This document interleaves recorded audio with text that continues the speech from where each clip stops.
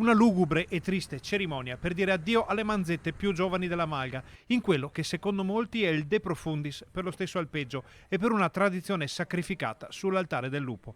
A dirlo sono alcuni dei malgari dell'altopiano colpiti dalle predazioni e due di loro, gestori di malgamazze inferiori sul Monte Corno, hanno deciso di organizzare una sorta di funerale per gli animali sbranati pochi giorni fa. Le carcasse sono state esposte proprio all'accesso dell'area di Monte Corno e Granezza, suscitando grande scalpore fra i tanti turisti, visitatori e ciclisti di passaggio.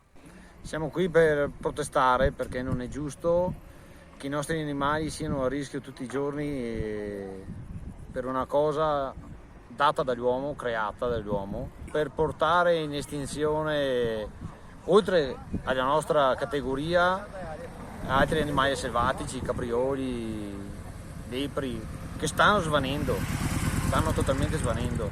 Allora non sarà più il lupo ad essere l'unico in via di scomparire, saranno tutti gli altri. Con i malgari di Montecorno ci sono anche gli allevatori di Asiago come Antonio Costa, che pure aveva esposto un suo animale predato a poca distanza dal paese solo 2 settimane fa. E aveva deciso di esporlo anche lei sul trattore, perché? Per protestare contro il baratto delle nostre manze in cambio del lupo.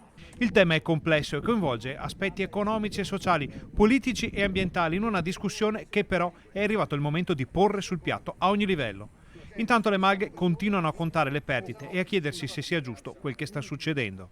Non è giusto, perché parlando con gente più anziana di me, parlando con i loro nonni, con i loro antenati, il lupo non c'era.